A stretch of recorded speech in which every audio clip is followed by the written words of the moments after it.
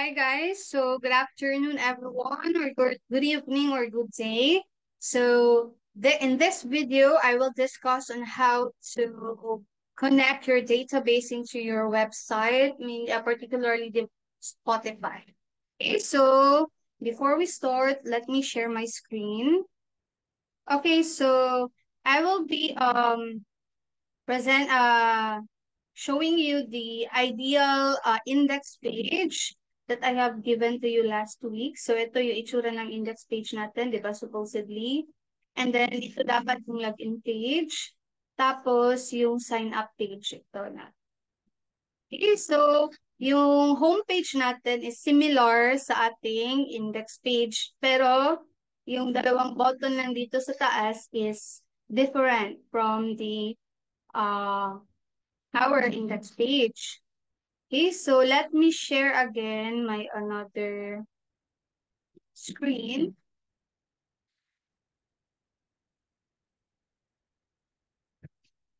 Screen na lang, no? Okay, so I will be showing you my sample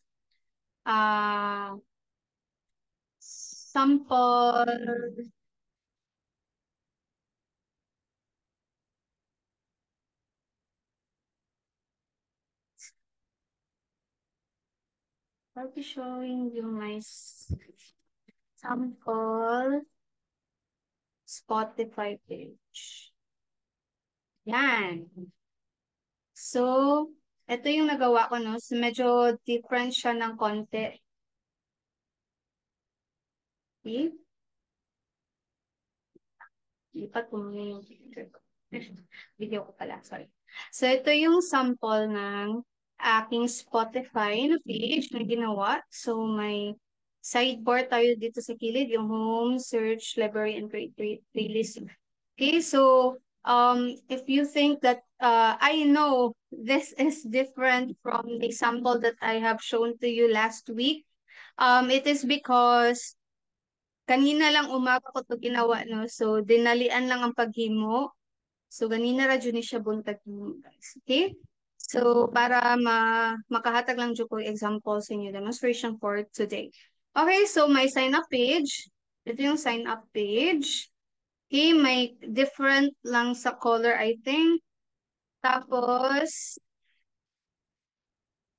yung login page naman is ganito. Okay, different lang din yun, I think, yung color na nagamit ko. Okay? Compare dito sa ating sample, right? So, ito yung login page natin. Yan. Tapos, yung sign up page, kung the same ba? So, yan. Ba? Okay. Okay, so first step. So, ito yun, no? So, I am assuming that every one of you has already been completed on these pages. So, karon, I'll be showing you my entire screen na jud.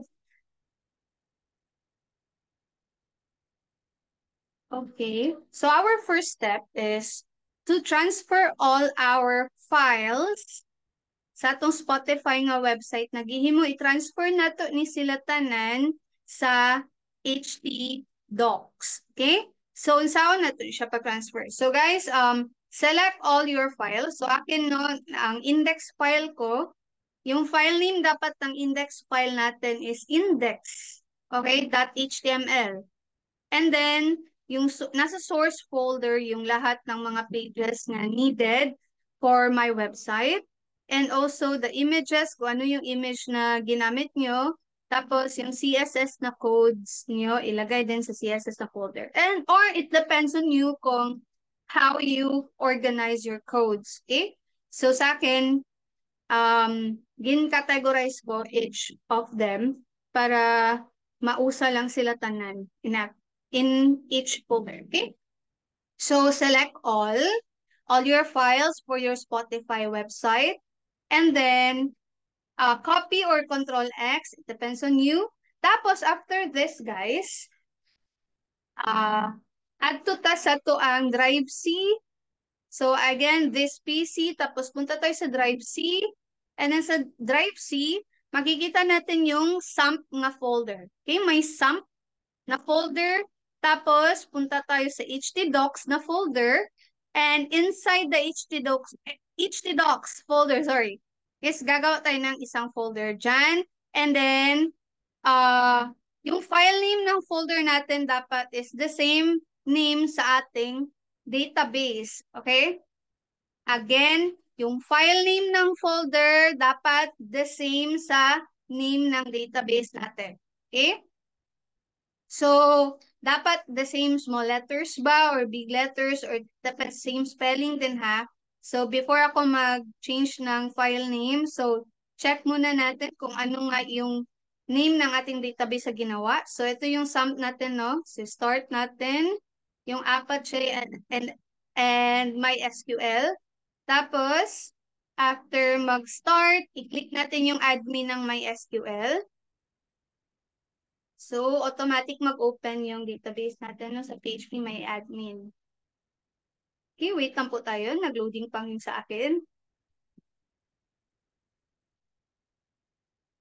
Okay, so here it is.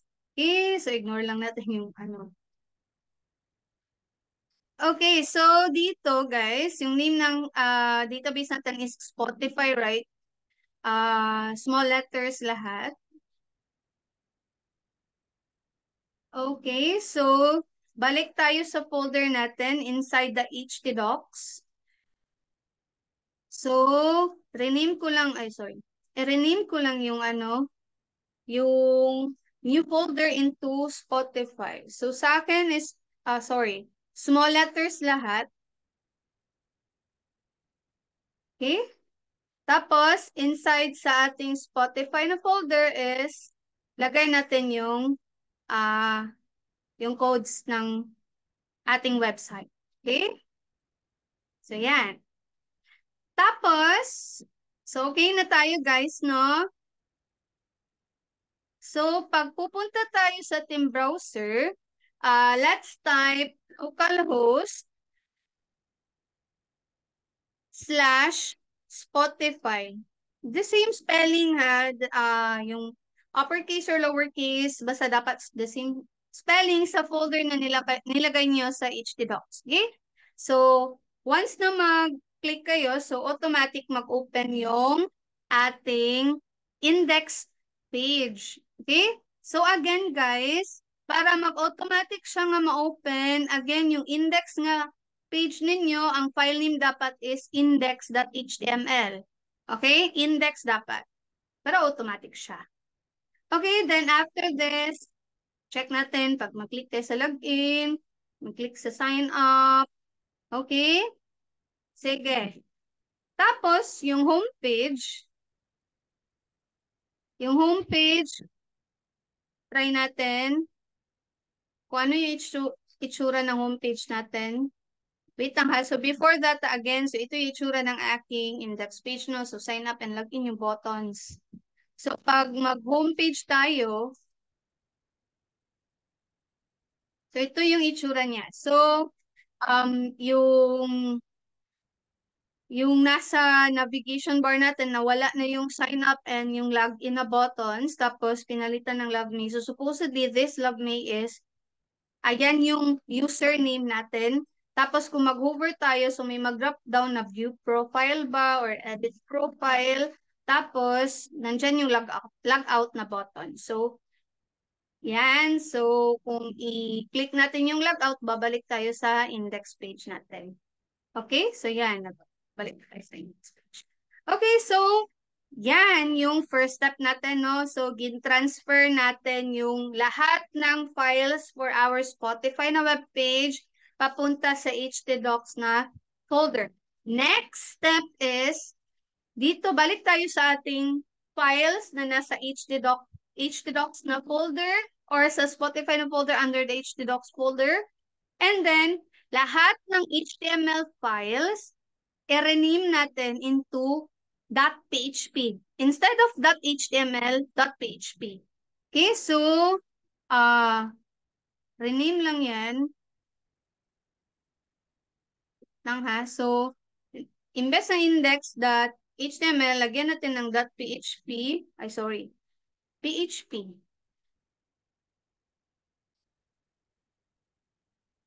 Wait, sorry.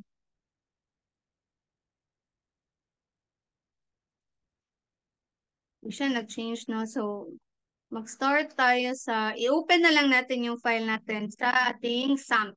Ay, sorry, sa Sublime. Okay, so open your Sublime.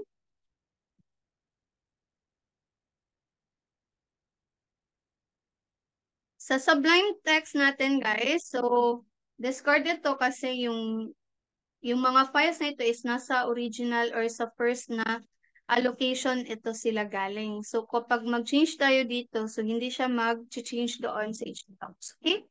So, open folder. So, i-click natin yung again, click file, tapos click open folder. Tapos, punta tayo sa ating drive up, this PC, and then click natin yung drive C natin. Tapos, hanapin natin yung sump na folder, then click it. And then after that, yung htdocs folder, i-click open. And then hanapin natin yung nasaan yung Spotify na folder natin. So, once na makita natin yung Spotify na folder, select lang. Do not click open. Just select. And then, click natin yung button na select folder. Okay? Yan. So, na-open na natin, guys. And then dito, makita natin sa gilid, no? So, may mga files. Yan yung mga files na intended for our Spotify webpage. So, yung gagawin natin, guys, next dito is, from index.html, we will rename it or change natin yung file type niya into PHP. So, save as lang. Save as, tapos yung type niya is PHP. So, hanapin nyo lang yung PHP sa type. Okay? So, yan. May PHP na tayo. Automatic siya, no? And then, i-open din natin yung source. So, open the homepage.html and then save as again. So, ulitin lang natin yung step. Then, i-change natin yung file type into PHP. Ayan. Next, yung login. Then, save as again. Tapos, yung type niya, i-change lang natin into PHP again. Ayan. And then, login 1. Sorry. Dalawa kasi yung version ng login ko. So, discard natin yung login. Yung login 1 yung version ng ano ko, no? So, save as yung login again. Tapos, yung type is PHP. And lastly, yung sign up page natin. Click save as. Tapos, yung type is PHP. Okay, so ayan na guys.